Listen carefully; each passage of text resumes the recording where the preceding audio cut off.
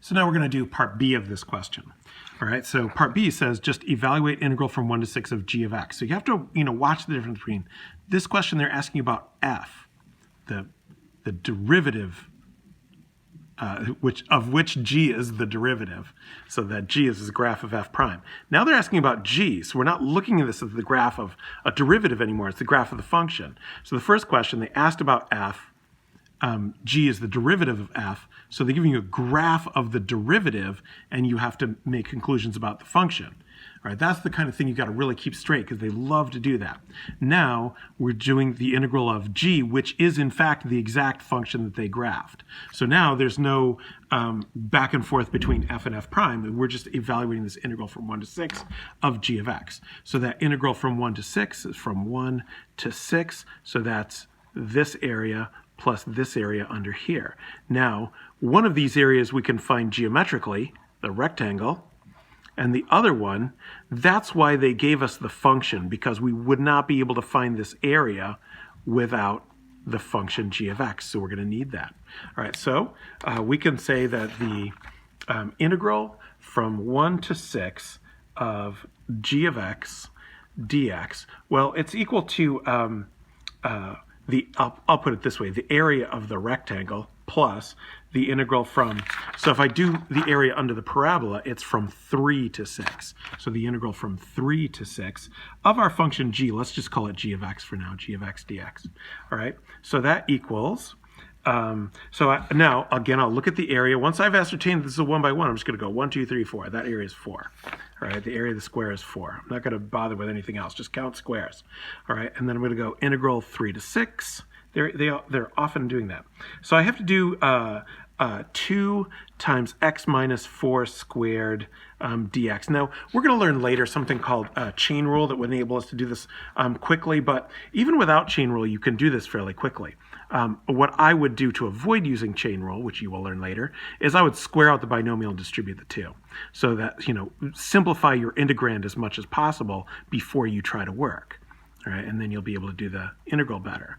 So that's 3 to 6, 2 x squared minus 16x plus 32 dx, keeping the integral, the limits, the dx as we go. All right, now I'm ready to do that antiderivative. So I'm going to say that that equals 4 plus. Since I'm doing the antiderivative now, I'm going to replace the integral sign with brackets. I'm going to do my antiderivatives. So I'm going to have 2x cubed over 3 minus 8x squared, right? Because it's going to be x squared. We're going to divide it by 2. 16 divided by 2 is 8. And then plus 32x, and we can evaluate that from 3 to 6. All right, so now we just do that. So 4 plus, yeah, I guess I'll just put parentheses here. So I'm going to go 2 times 6 cubed over 3 minus 8 times 6 squared. I know 6 squared is 36, but I'm not going to bother to write that because I don't have to. 32 times 6, just be clear what you're doing. And then minus, now I'm going to plug in the 3. So I'm going to have 2 times 3 cubed over 3 minus 8 times 3 squared plus 32 times 3. All right, now, here's the thing you got to discipline yourself to do for the AP exam free response questions only. Leave it. Do not simplify that.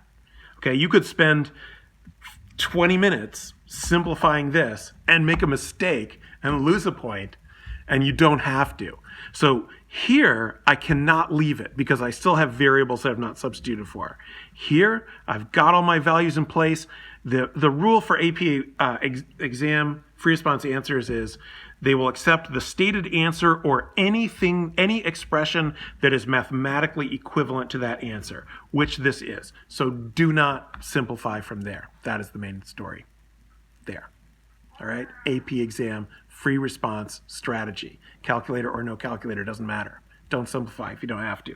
Now, if I needed that result for the next step, then I would consider working it out. But I don't.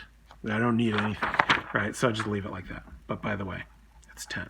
Okay, so that's it. So I don't want you to do the rest of this because it's a whole different ballgame. By the way, you could do it. It's excellent practice. You can do part C and D if you want. But instead, I'm going to have you do, the homework for this is the accumulation and net change worksheet and the accumulation short packet. All right, there's a story behind why this is laid out this way. You don't need to hear it. I'll tell you sometime if you want to know, but it's got a lot of useful information that I put together for a presentation one time, a long time ago, and it's got a whole bunch of AP exam questions. So you're getting lots of good AP exam review today. All right, that is it.